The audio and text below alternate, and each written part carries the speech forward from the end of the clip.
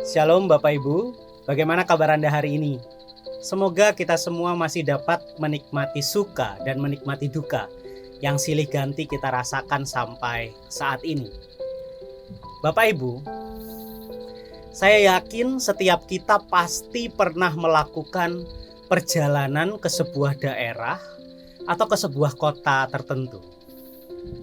Entah mungkin perjalanan itu untuk melakukan tugas pekerjaan Anda, atau hanya berlibur, berjalan-jalan menikmati keindahan kota atau daerah yang akan Anda tuju itu. Saya yakin salah satu hal yang pasti Anda lakukan sebelum berangkat adalah berpikir tentang apa ya yang akan saya bawa, apa yang akan kita bawa di dalam perjalanan tersebut. Tentu untuk melakukan sebuah perjalanan akan ada banyak hal yang perlu kita siapkan ya Bapak Ibu ya. Hal-hal yang kita siapkan itu bergantung dari siapa kita, siapa status kita gitu ya. Misalnya jika Anda seorang karyawan dan akan melakukan perjalanan kerja, maka mungkin Anda akan menimbang, memikirkan kira-kira saya akan menggunakan pakaian formal atau pakaian kasual ya gitu ya.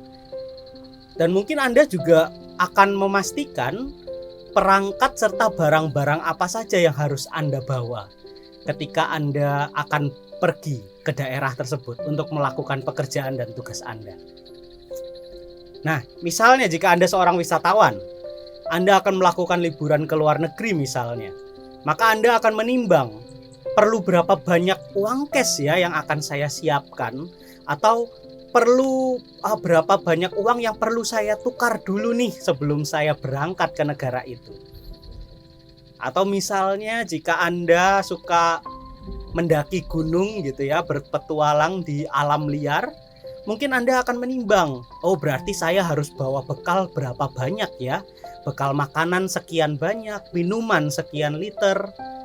Tentu ada banyak hal yang pasti akan Anda siapkan sebelum Anda melakukan perjalanan itu.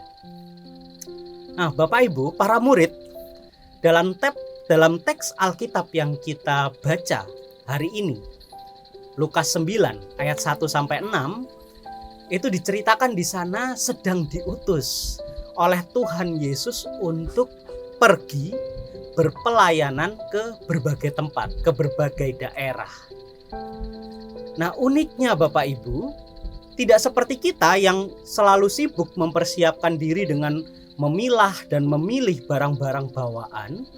Di ayat 3 dikatakan di sana, para murid tidak diizinkan untuk membawa apa-apa dalam perjalanan pelayanan mereka. Menarik di situ. Para murid diutus Yesus untuk pergi hanya dengan pakaian yang melekat di tubuh mereka saja. Mereka diutus pergi dengan keberadaan dirinya apa adanya. Melalui pengalaman Yesus dan para muridnya ini, kita dapat merenungkan sebuah hal yang esensial bagi kehidupan beriman kita sebagai seorang Kristen, Bapak Ibu.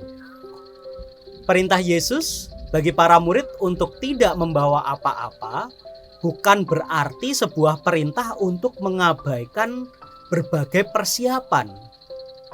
Yesus tidak bermaksud untuk mengajarkan sebuah tindakan yang gegabah itu kepada murid-muridnya. Tapi di balik perintah untuk tidak membawa apa-apa itu, Yesus ingin mengatakan bahwa ketika engkau diminta untuk mengerjakan perintahku, ketika kita diminta untuk mengerjakan perintah Tuhan, maka pergi saja dan kerjakanlah dengan keberadaan dirimu apa adanya. Dirimu apa adanya itu adalah keberadaanmu tanpa topeng. Diri kita apa adanya adalah keberadaan kita tanpa bungkus-bungkus semu yang seringkali membuat kita bangga, yang seringkali membuat kita sombong tentang pencapaian-pencapaian pribadi kita. Bapak Ibu, seperti para murid yang diminta untuk tidak membawa apa-apa ketika mengerjakan panggilan Tuhan, Tuhan ingin kita juga hadir utuh dan apa adanya serta bersedia menikmati seluruh dinamika proses di dalamnya ketika Tuhan mengutus kita menjadi duta kasih Allah. Di dalam masa Advent ini Bapak Ibu kita diingatkan untuk menjadi pembawa kabar baik itu dimanapun kita telah dipercayakan untuk ada, dengan segala keberadaan diri kita yang utuh tentunya.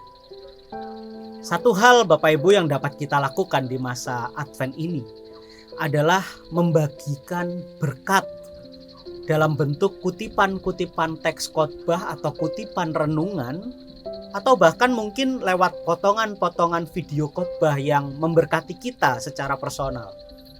Kita dapat membagikannya melalui media sosial kita masing-masing, lewat WhatsApp, lewat Instagram, Facebook, Twitter, dan media lainnya yang kita punya. Dengan cara yang mudah dan sederhana itu Bapak Ibu, kita, Anda dan saya telah menjadi duta kasih Allah di dunia ini. Mari kita berdoa. Ya Allah Sang Pengutus, kami bersyukur atas kepercayaan yang Engkau berikan. Berikanlah kami hikmat-Mu, agar kami dimampukan menjadi duta-duta kasih Allah dimanapun kami berada. Amin.